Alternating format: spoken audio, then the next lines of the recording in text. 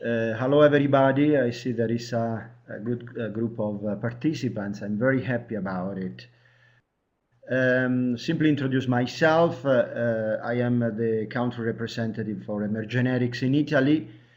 I'm also an advanced trainer, associate, and I also candidate to become a master trainer. So you can imagine that I'm quite fond of Emergenetics. This webinar I am presenting to you is based on two thoughts. One is an experience I am conducting since some years, and the other one is the connection I think it's quite strong with Emergenetics. About the experience, this is about the fact that I am a volunteer of an international organization, association, whose name is AFS Intercultural Programs. By the way, this year this association is having the birthday for 100 years, I believe. And this association is a volunteering worldwide association whose purpose is to develop education and learning in intercultural competence. And this is mainly done sending teenagers for international experiences, normally 1 year long, 1 year of school period. And you can imagine that those are key experiences in the life of a young person. Exactly when the brain of these people are really developing in a critical phase. Obviously, for AFS intercultural programs, it is not just the experience itself which is very important, but absolutely important is all the learning phase before, during, and after this experience. The other reason I was proposing this topic in my webinar is because in Emergenetics the learning aspect is critical. And I can say that in Emergenetics the learning preference is something which is absolutely highlighted. Therefore, there are a lot of connections with one, if not the most important theory about learning. I would say even more about experiential learning. By the way, the experiential learning kind of activities are essential for any Emergenetics workshops. That's the reason why I have decided for this title. The theory I'm talking to is the theory of Kolb. Kolb is an important American psychologist who developed this theory working on the studies of other psychologists pretty famous like Dewey, Lewin, and the French pedagogist Piaget. To make it very simple, just think at the experiential learning of going to a zoo and learning how an elephant is done and how an elephant is behaving simply through observation and interaction with the zoo environment, as opposed to another learning process which is reading about the elephant from a book. So the first experience, the experience in the zoo, is a very simple kind of experiential learning approach. Kolb says that learning is basically a process. So he focuses attention on the fact of considering this a process rather than simply outcomes. And ultimately he says that knowledge, what we get from learning, is the, let's say, the sum of grasping experience and transforming it. I've used the word knowledge, but we can also use the word competence, which for us in Emergenetics is a little bit more familiar. But we'll get back to this point later. This is the basic drawing of the experiential learning cycle as described by Kolb. According to Kolb, often learning starts from a very concrete experience. Here again, an example, a very simple example we can use is learning how to ride a bicycle, for example. Now, if we follow this example, in the concrete experience stage, the learner, if I am the learner, physically experience the bike in the here and now. This experience forms then the basis for observation and reflection for the number 2. And me as a learner have the opportunity to consider what is working or failing, and this is the reflective observation. And to think about ways to improve on the next attempt made at riding. And this is the abstract conceptualization.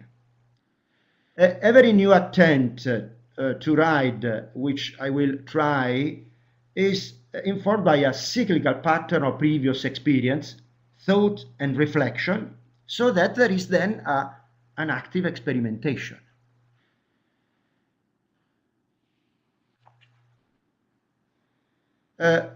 According to Kolb, there are 2 ways of gaining knowledge. Either by a concrete experience, which means feeling, or by making an abstract conceptualization, which means thinking.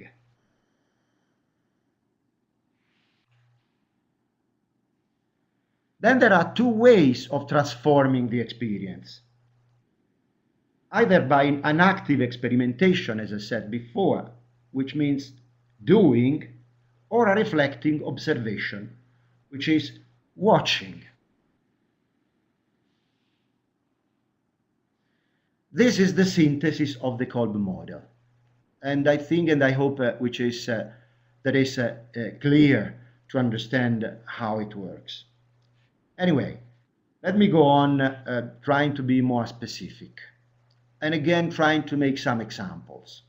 Also because, according to Kolb, the entrance of the learning cycle through the concrete experience is one of the possibilities.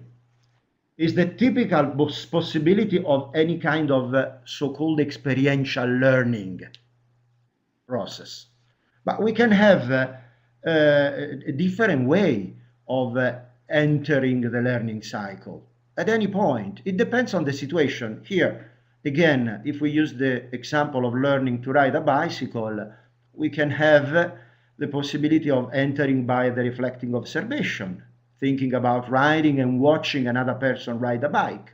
I don't know how much this is really possible, but for sure there will be people who will be, let's say, particularly able to do it, or maybe would have this as a preference, or maybe that the situation requires this entry point.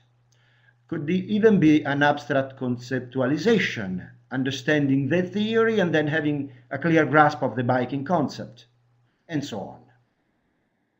Maybe a more understandable example is about learning a software program.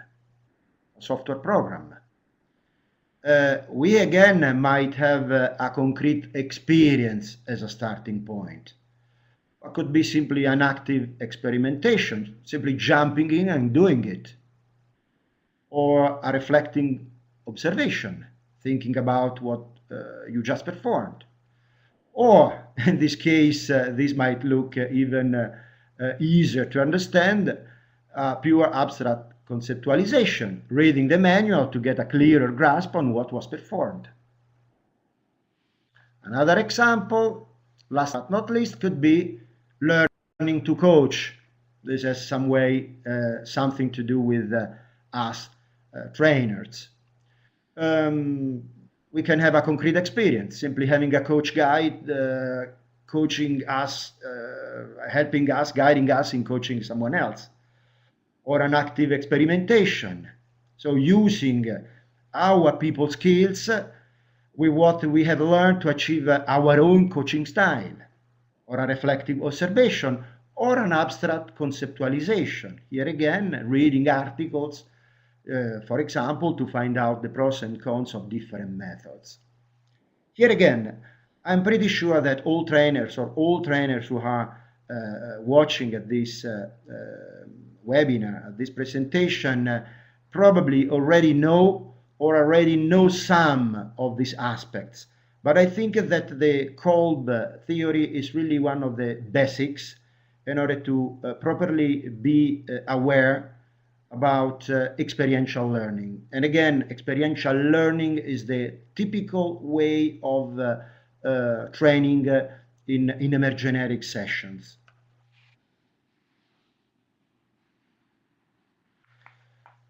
Let's go a little bit further to approach more the emergenetics methodologies as well, because the combinations of perceiving and processing determine what we can call as the 4 learning styles.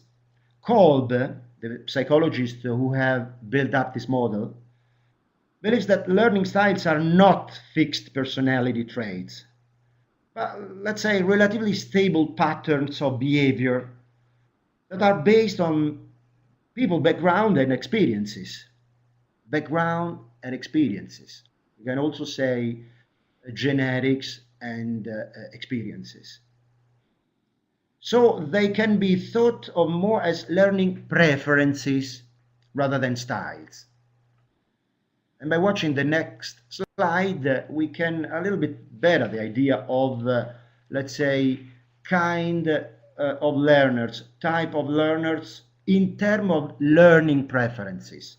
And we are approaching with this word, the preference is really the language of emergenetics, where we really talk about preferences. So when we use some qualifications like imaginative or analytic or common sense or dynamic learners, we probably recognize a lot of the elements of emergenetics, although you can notice the language is not exactly the same.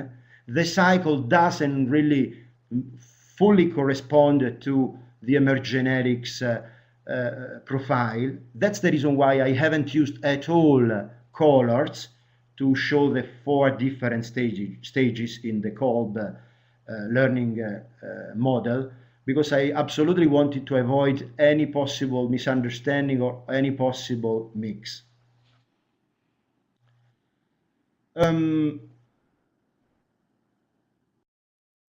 Excuse me that there was a slide here which I'm not finding, and probably something has happened. Anyway, explain by wording, because the slide was basically maybe that, excuse me, that this slide in this case I have at the end of the presentation, so we'll reach it later. Excuse me for this a little bit of confusion, but it doesn't have an impact at all on my presentation. I here wanted to add some way elements that Kolb highlights, because Kolb says that in order to have a real knowledge from an experience, there are certain abilities which anyway are required, because the learner must be willing to be involved in the experience, must be able to reflect on the experience, must possess and use analytical skills to conceptualize the experience. The learner must also possess decision-making and problem-solving skills in order to use the new ideas gained from the experiences. So according to Kolb, the learner has to be really proactive, because the learning experience hasn't to be confused with an experiential, let's say, more than experiential learning, let me use the right word, simply learning from experience. Learning from experience is something that we continuously do day by day, hour after hour, minute after minute, just by living.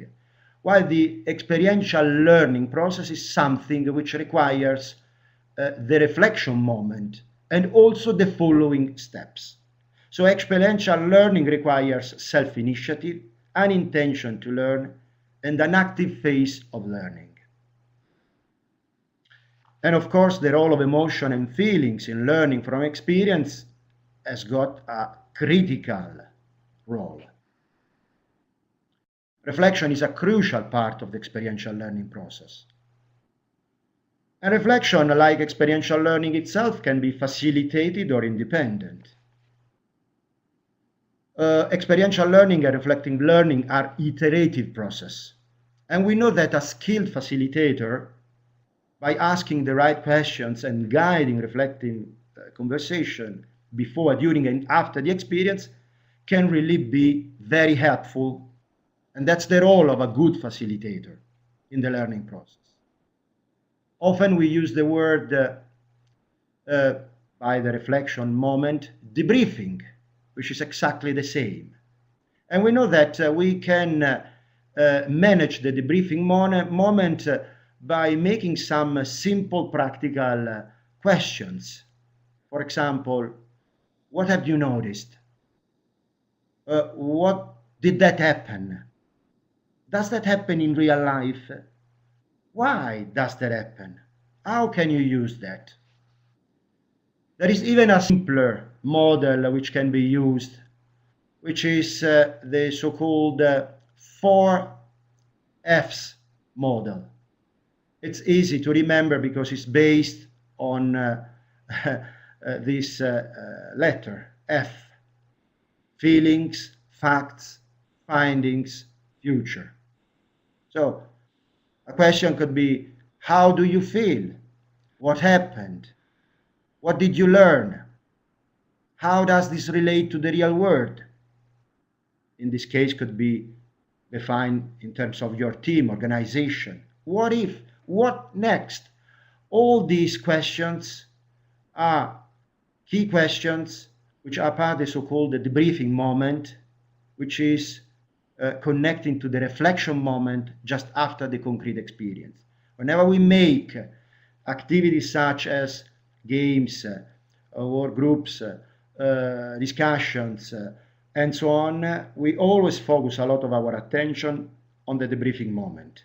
And the reason is because how the learning process is done, how it's working. At Emergenetics, while there are different options for debriefing an exercise based on time, we know that it's never acceptable to run an exercise and not debrief it. This, by the way, should be true for any training activity based on experiential learning. But at Emergenetics, we are very keen about it. In our manual, this is clearly stated. We might have then different ways of, let's say, having debriefing. We might have debriefing as a large group, so making sure that everybody is hearing from the scratch from a variety of people. We might have at the beginning a large group starting this process, but then have participants split up into smaller groups for having a more involved debrief. We might have debriefing moments in small group first, and then ask participants to share with the larger group and wrap up.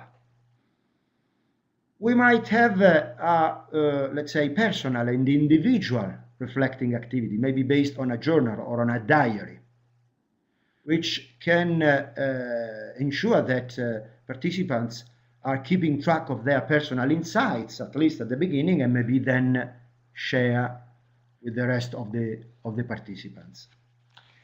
I can imagine that any Emergenetics trainer or any Emergenetics user some way is already able to make some sort of connection with between the Kolb learning cycle model and the Emergenetics model. First of all, we have to consider that Emergenetics is leveraging on the concept of preferences. And again, the Kolb model is talking about preferences, because at the end, the outcome of the learning process based on learner preferences is eventually a knowledge that is a competence. And we know that at the end of the day, the concept of preferences, whenever we talk about Emergenetics model, is some way linked to the concept of motivation. Whenever we are motivated, it's because something is a preference probably for us, and that creates energy. And this is also true when we make a learning process, where we are in a learning process. We know that analytical minds learn by mental analysis. Structural minds learn by doing concretely, procedurally, and also having everything under control, possibly. Social minds learn from others by being shown and involved in the process. Conceptual minds learn by experimenting. We also know that 1/3 expressive people learn by being alone, while third expressive people learn by talking to others at most. Assertive learners, 1/3 assertive people learn by reflecting, while third assertive people by debating. 1/3 flexible learn by defined situation, while the third flexible by accepting all ideas. Now I see a message from Zisha who says that she might upload the new presentation. I think that there is still time, so if she can still do, this might be helpful. In any case, by talking what I have been saying, I think that there are a lot of connection with your thinking. I don't know, seeing the new presentation, and again, excuse me for this technical problem. You said the presentation basically is the same. There was simply or more. Some slides will show you, and that's the slide trying to talk so far. Thank you very much, Tisha. This is important because it helps me to be more clear. Again, we can't make a direct connection between Kolb's model and the Emergenetics profile. We can't say that there is a direct link between analytical minds and a certain type of learners. We probably feel that there are some connections. We probably feel that there are a lot of point of contacts, that there is a certain level of overlapping, but there is not a full overlapping. So this is something that we should figure out by our own. In order to conclude my presentation, let's say, concrete suggestions, although I'm not necessarily an expert of all of these kind of activities, I'm trying to list a series of training activities that are particularly good for that kind of learners. Here again, imaginative learners doesn't mean necessarily a conceptual learner, although there are several point of contacts, or a social learner according to the Emergenetics language, although there are a lot of contacts. In any case, you can notice that for this kind of learners, imaginative learners, people who are really in the middle of feeling and watching, who prefer to have this entry learning activity starting possibly by a concrete experience and then a reflective observation, typical good activities might be storytelling, games, journals I was mentioning before, maybe it's brainstorming, and so on. Analytical learners who are between watching and thinking, you see that lectures, lessons, or simply reading theory construction, questionnaires are kind of tools which are particularly good for, let's say, enhancing and stimulating their learning preferences. Common sense learners, again, this is the Kolb's language, are those who are between abstract conceptualization and active experimentation, that is, between thinking and doing, might like to be involved in simulations or in practice role plays or in open or structured discussions or in scenarios mapping activity. The dynamic learners, that is those who are in between doing and feeling, might love working on action plans, homework, speaks out, quizzes, and so on. These are just examples of technicalities which can be used appropriately as an example, as a tool list. My presentation was concluding with some suggestions concerning key learning about this. For sure, Kolb, who was the creator of such a model, but also other people who studied and theorized about it. I'm ready with my presentation. Again, I apologize because of a little bit of mixing of slides, but I hope that the flow was sufficiently clear anyway. And now I am ready for your questions or for a debate. Ferruccio, thank you very much for a great presentation. My blue and yellow brain really enjoyed it. And I just want to notify the audience that you have your Q&A box at the low right-hand corner of your screen where you can raise questions if you have. I don't see any questions at the moment, Ferruccio, but one question that I have is, you mentioned that there is not a direct connection between the preferences of the thinking preferences in regards to experiential learning, but you definitely see some connection in regards to that in experiential learning, they're talking about preferences as well. So how would the connection between the experiential learning and emergenetics, how would you use that in a practical circumstance, in a practical situation? Yeah. I, anyway, personally see a lot of connections, sometimes more than I have shared with you. But at the same time, I do not think that would be correct to fully overlap the two models. But answering your question, I think that I would say two things.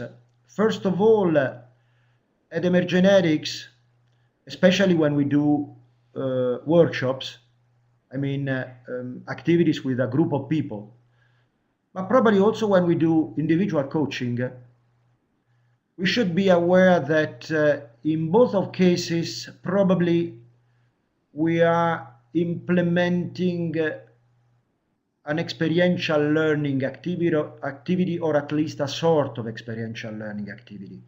So we not always, but often start from a concrete experience based on a game, based on personal stories, based on discussions, based on activities which tend to be experiences where we leverage in order to have people reflecting and learning from that. So this is a first point that, generally speaking, we always should have in mind. The second moment, which is the second part of my answer, which is anyway absolutely relevant, and I know that all emergenetics trainers are absolutely well aware of it, is that by being aware that people tend to learn in different ways, or better to say, people tend to have preferences which are different person by person in terms of learning. These make absolutely essential and necessary that the trainer try to adjust the training activities or the coaching activities according to these preferences, still by being aware that the full training process requires going through all the elements. And this is a little bit exactly like the thinking, let's say, emergenetics thinking model. We always say that all people have the capability of thinking in all the four ways. We simply said that each of us has some preferences, but we are able, and we anyway use all the four thinking colors, or all the four thinking brains, let me use this way. This is the other strong connection with the learning cycle. Kolb says there is an entry stage which should be selected upon the situation, but also upon the learning preference of the subject.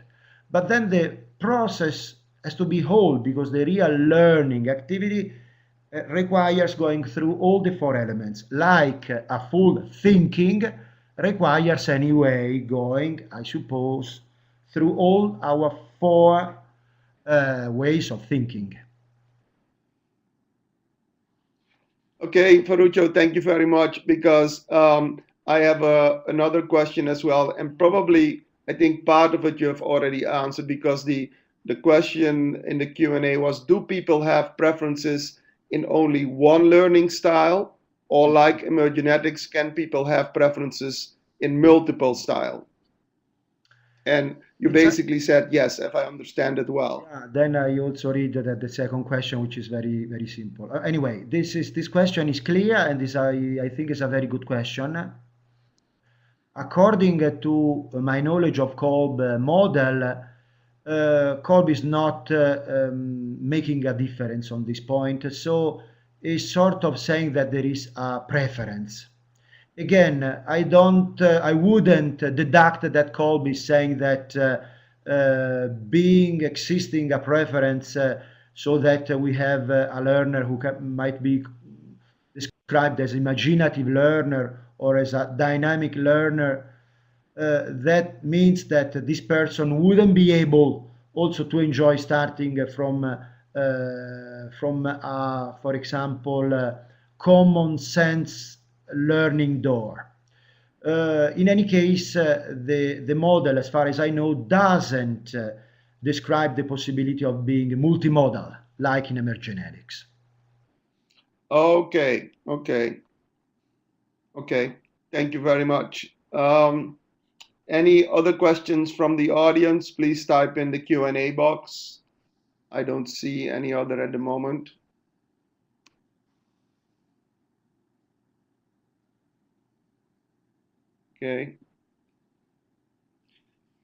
Okay, Ferruccio, thank you very much. I've heard about Kolb. I wasn't very much aware of this in this detail, so I've learned a lot. Thank you for that. And if we receive other questions, we will make sure that you have them so we can answer them. Thank you very much, Ron. Thank you to all participants, and goodbye to all.